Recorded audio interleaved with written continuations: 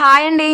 నిన్న పెట్టిన వీడియోలో లెహెంగాస్ కట్ చేశాను కదా, అవి ఎలా కుడుతున్నాను అనేది ఈ వీడియోలో చూసేయండి. నేను ఫస్ట్ నుంచి వీడియో తీసుకోవడం నాకు కుదరలేదు, అందుకే లాస్ట్లో తీస్తున్నా. నేను 1/2 ఇంచ్ వెడల్పుతో ప్రిల్స్ పెట్టుకున్నాను. 4.5 మీటర్స్ మొత్తం ఒకే లెహంగాకి యూజ్ చేశాను. 1/2 ఇంచ్ వెడల్పు పెట్టాను.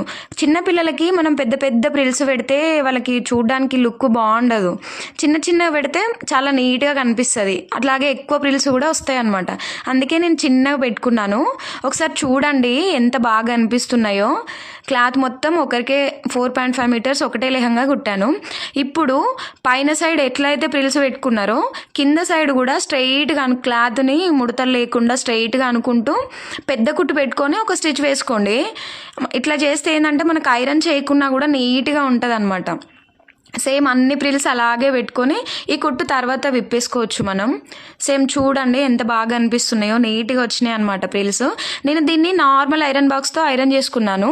ఆ తర్వాత నడుం దగ్గర పట్టీ కోసం ఒక 6 ఇంచెస్ తీసుకొని దాన్ని డబల్ ఫోల్డ్ చేసి కింద సైడ్ నుంచి కుట్టేసిన అనమాట.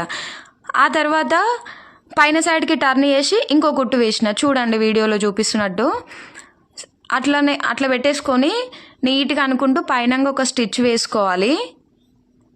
స్టార్టింగ్లో ఒక చిన్న రఫ్ ఇచ్చుకోవాలి. అలాగే మొత్తం నీట్గా అనుకుంటూ కొంచెం కొంచెం ఇట్లా సెట్ చేసుకుంటూ కుట్టేసుకోవాలి. చూడండి మీకు ప్రిల్స్ ఇందులో ఎంత నీట్గా కనిపిస్తున్నాయో. నార్మల్ ఐరన్ బాక్స్తో ఐరన్ చేశాను అనమాట నేను, అయినా కూడా చాలా బాగా అనిపిస్తుంది. క్లాత్ వేస్ట్ చేయకుండా కుట్టుకుంటే మనకి గేరా ఎక్కువ వస్తుంది, చూడడానికి కూడా బాగుంటుంది అనమాట. మొత్తం ఇలాగే కుట్టేసుకొని లాస్ట్లో చిన్న రఫ్ ఇచ్చుకోవాలి ఎండింగ్ దగ్గర.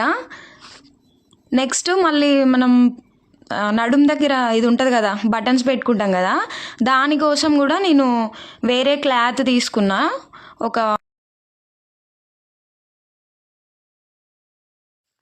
సేమ్ లెహంగాకి ఎలా అయితే ప్రిల్స్ పెట్టుకున్నామో దీనికి కూడా అలాగే పెట్టుకోండి.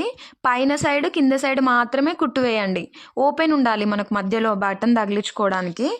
సో ఇది కంప్లీట్ అయిన తర్వాత మనం సైడ్ జాయింట్స్ వేసుకుంటే లెహంగా కంప్లీట్ అయిపోద్ది. సైడ్ జాయింట్స్ మనం మెయిన్ పార్ట్ సపరేట్గా వేసుకోవాలి, లైనింగ్ పార్ట్ సపరేట్గా వేసుకోవాలి. దీని ఫైనల్ అవుట్ఫిట్ ఎలా ఉంది అని చెప్పేసి నేను నెక్స్ట్ వీడియోలో అప్లోడ్ చేస్తాను బ్లౌజ్తో పాటు.